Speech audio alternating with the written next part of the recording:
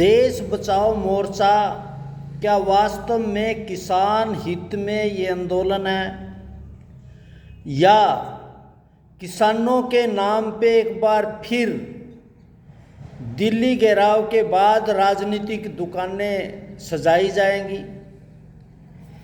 मेरा कल जो इनका प्रदर्शन है, मैं उसमें ये कहना चाहता हूँ कि किसानों की अमेरिका और इंडिया की जो ट्रेड डील है वो होने जा रही है।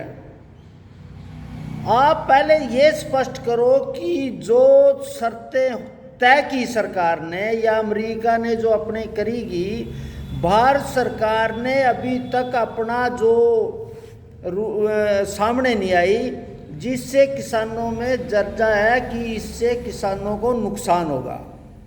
अभी उस ट्रेड डील में जो रिपोर्टें आई हुई है, मैं किसान नेताओं से पूछना तो क्या आप अमेरिका की नीतियों के बीच में बैठे हुए हो?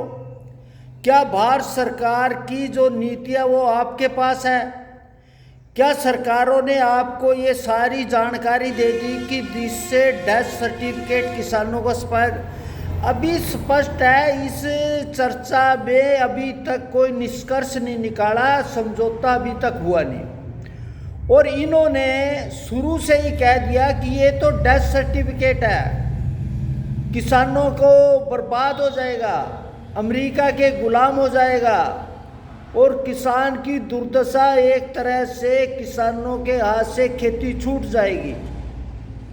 अब मैं कहना चाहता हूँ, किसान क्यों बर्बाद हो रहा है? हिंदुस्तान में भारत सरकार की जो नीतियां हैं, क्या वो किसान हित में है?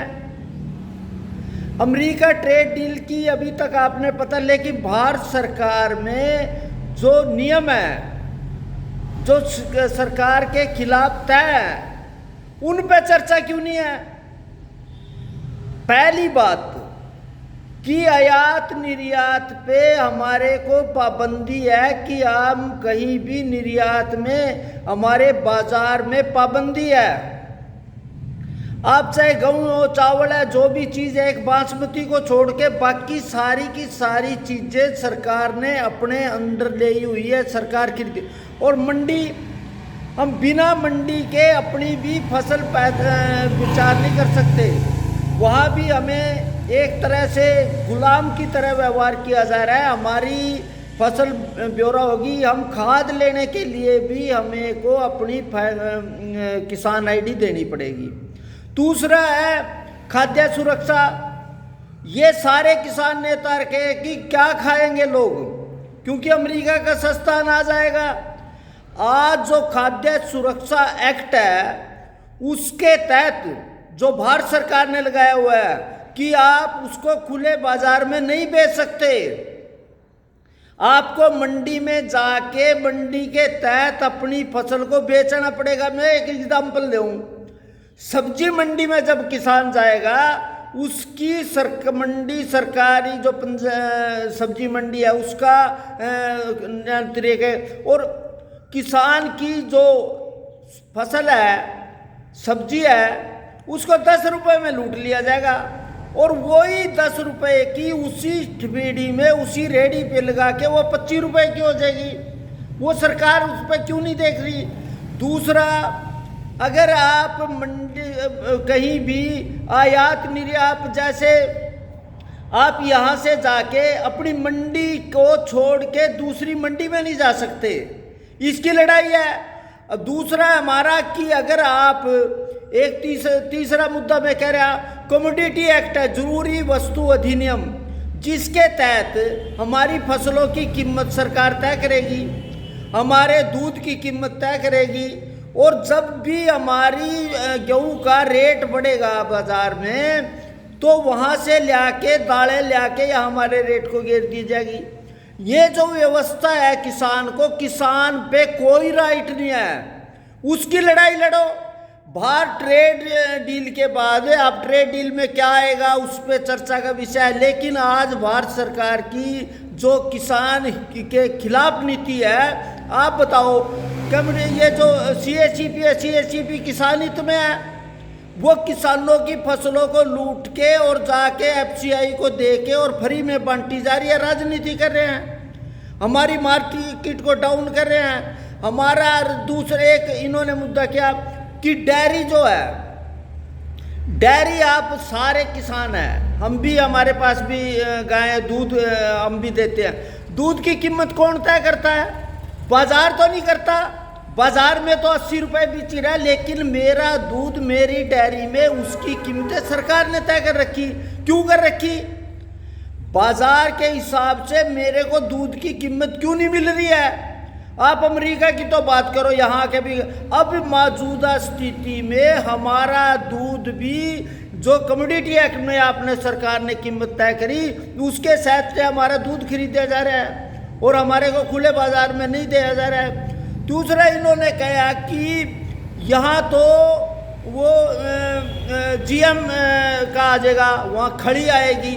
सच्चाई बात है, यहाँ जो चारे की बहुत बड़ी कमी है, अगर वो आएगा तो किसानों के उत्पादन बढ़ेगा। और जीएम की बात है, जीएम टेक्नोलॉजी पूरे कम से कम भी 30 से 70 देशों में जीएम टेक्नोलॉजी का इस्तेमाल हो रहा है। वहाँ जीएम का क्या है? आप बार बार कहेंगे कपास, जो जीएम की कपास है ना, वो G2 हमने लड़ाई लड़ी थी BT के खिलाफ और उसकी इजाज़त दे दी। आज BT7 है और BT7 का मतलब है उसमें कीड़े का प्रकोप नहीं होगा, सूखे का प्रकोप नहीं होगा, बीमारी का कुछ नहीं होगा, उसमें किसी तरह का पेस्टिसाइड का इस्तेमाल नहीं होगा। और आज BT7 की जो उपज है वो 40 से 45 एकड़ प्रति एकड़ है और हमारे यहाँ 10 क्विंटल। अगर वो उन्नत बीज हमारे को मिलेगा, किसानों को मिलेगा, हम तो अमेरिका से टक्कर मारेंगे, क्योंकि हमारी ज़मीन, हमारा पानी, सब कुछ बेहतर है। आप एक छोटा सा इजराइल, अब इस तरह के अब ये कह रहे हैं कि इससे किसान बर्बाद हो जाएगा। हाँ, मान लिया, जो शर्तें लगेगी वो किसान हित में लानी चाहिए, सरकार ने करनी चाहिए। जब आपने वो समझौता आज तक पढ़ा नहीं और देश में एक हवा मचा दिया, आपने 3 कृषि कानून में कहा था कि अब तो सारी ज़मीनें बर्बाद हो जाएगी, और आज 3 कृषि कानून को रद्द करने के बाद मेरे यहाँ दान लुटाया। दान पे जो MSP से कम लेके 150 से 200 रुपये प्रति क्विंटल लिखा गया। हरियाणा पंजाब में सरम लूटा गया, यूपी से आके यहाँ भी किया गया। तो जो अगर 3 कृषि कानून होते, अगर व्यापारी हमारे यहाँ, जब हमारी बासमती है, बासमती का क्या रेट है, क्योंकि उस पर MSP नहीं है। मैं ये कह रहा है कि ये किसान हित के मुद्दे उठाएं, हवाई ना उठाएं। या तो आप स्पष्ट करो कौन कौन से मुद्दे। ये मुद्दे हवाई है कि किसान बर्बाद हो जाएगा, डेयरी बर्बाद हो जाएगी, पोल्ट्री बर्बाद हो जाएगी, किसान की ज़मीनें बर्बाद हो जाएगी, खेती बर्बाद हो जाएगी। पहले उसको देखो। और देश में कल को इन्होंने जो कराया और 21 तारीख को जो किया, वो सिर्फ किनको। और मैं एक और स्पष्ट कहना चाहता हूँ, इस आंदोलन की परिणति भी दिल्ली घेराव के कारण होगा। दिल्ली घेराव के बाद इन्होंने पंजाब में 80 सीटों पे चुनाव लड़ा था, राज्यपाल गुरनाम सिंह चुड़न्नी ने, सबकी जमानतें जब्त हो गई थी। और अब की बार पंजाब का और यूपी का चुनाव है, इसलिए ये जो माहौल बनाया जा रहा है, जो जिस तरह किसानों के नाम पे अफवाहें फैलाई जा रही है, वो चुनावी स्टंट है। इनमें से कोई भी नेता देखो कौन सा नहीं चुनाव लड़ा। VM सिंह ने खुद चुनाव लड़ा, राज्यपाल ने खुद चुनाव लड़ा, चुड़नी ने खुद चुनाव लड़ा, राकेश टिकैत ने खुद चुनाव लड़ा। जब किसानों ने इनको रिजेक्ट कर दिया, अब ये एक चुनावी हथकंडा है। किसानों को समझना चाहिए ये किसान हित में नहीं है, किसानों को बर्बाद करने की साजिश है। हाँ, सरकार का हमारा ये कहना है कि सरकार किसान हित में, बाजार में, किसान की लिबर्टी में, उसके लिए समझौता करे, ताकि हम भी एक प्रतिस्पर्धा में हिस्सा ले सकें।